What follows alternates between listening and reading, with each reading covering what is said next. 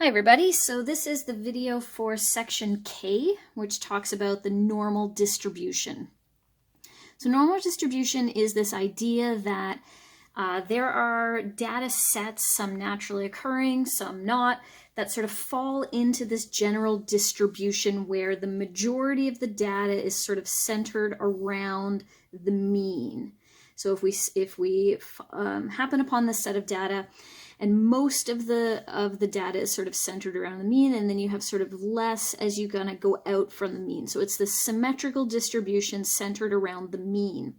And so if you think about something like, I don't know, height of like teenage girls, for example, you're going to find that most teenage girls are going to sort of fall in the center of the data, and then you'll have a few girls that are sort of a bit shorter, you'll have a few girls that are a bit taller, but for the most part everybody kind of falls in this sort of centralized range right around the mean. And so that idea is called normal distribution. And if you break it down even further, the normal distribution is broken up into sort of chunks. So we have the mean here at the center, and if we go out one standard deviation from the mean, so if we take the mean and add one standard deviation, you will find that 34.13% of the data falls in this range. And then if you go out one more standard deviation, you get 13.59%. And if you go out one more standard deviation, 2.15. And then beyond that, there's only 0.13% of the data that are above 3 standard deviations away from the mean when you're talking about data that's normally distributed. Going the opposite direction, it's the same idea. So if you start at the mean and subtract one standard deviation, you end up with sort of the mirror of this 34.13. 2 standard deviations, you get 13.5. 3 standard deviations, you're adding on 2.15 more percent, and then beyond 3 standard deviations is just this 0.13%. So when you have a data set that you know to be normally distributed, this sort of scenario applies. And you can kind of use this to make some determinations about the data. So we're going to look at an example of peaches. So we're looking at 200 cans of peaches that were sampled for weight. The sample of the mean was 486 grams, and the standard deviation was 6.2 grams. Assuming a normal distribution, how many cans lie, and then we've got 2 sections, lie within 1 standard deviation of the mean, and then lie between 473.6 and 492.2 grams. So in order to answer a question like this, you first are going to want to set up your little normal distribution using the numbers from the problem. So in the center here, we're going to put our mean, which is 486. And then we're going to add 1 standard deviation to fill in the other 3. So that gives us 492.2, 498.4, and 504.6. Okay, and then again, that was just achieved by adding this 6.2 to 486, and then adding 6.2 to that number, and then adding 6.2 to that number. So to go the opposite direction from the mean, we're going to subtract 6.2 to fill in each of these little scale bits on our graph here.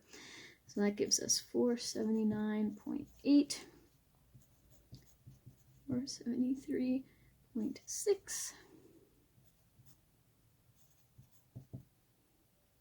Okay, so now that we've got our numbers, now we can start to kind of piece together the problem a little bit.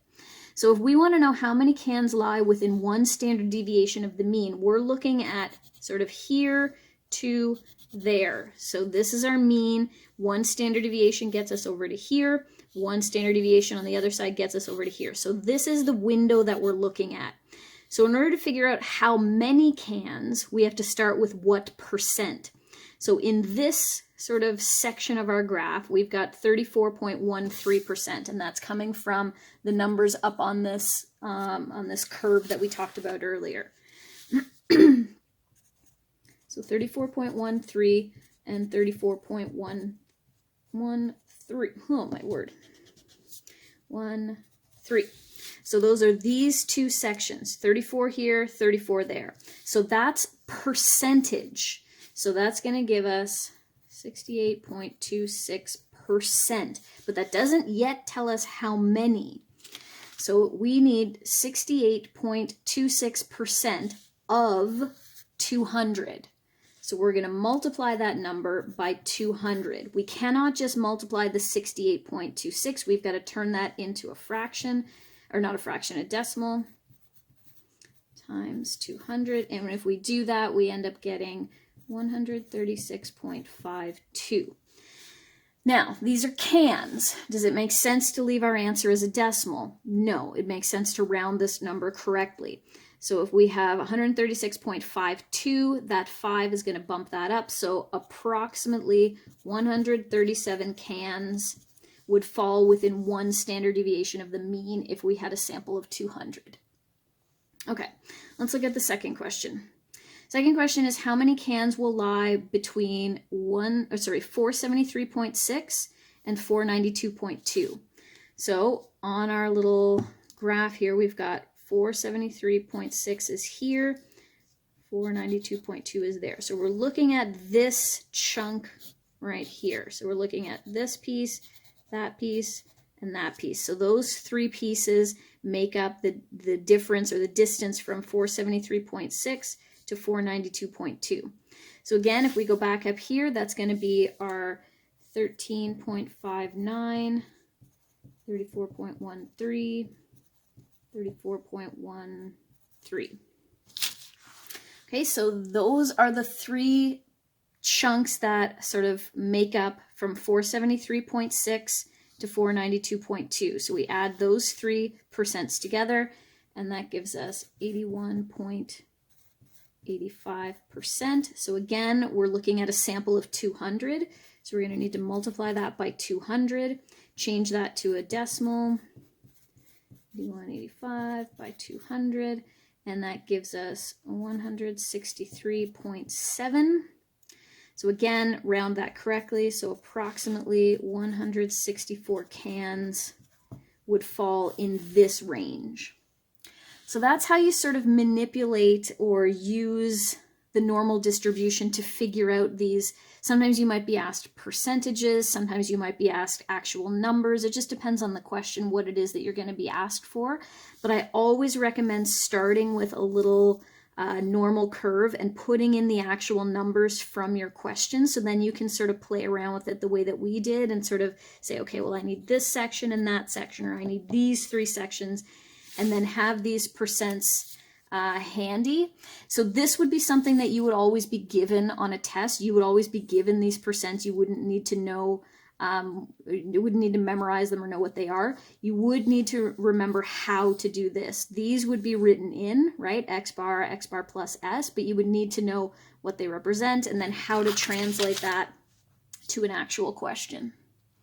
Okay, often you'll hear this called the bell curve as well, and you'll hear it applied in like university settings, or the teacher marked on a bell curve. It's this sort of idea that only so many students would get a mark sort of in the top, and then so many students, and so on and so forth. So that about does it for normal distribution.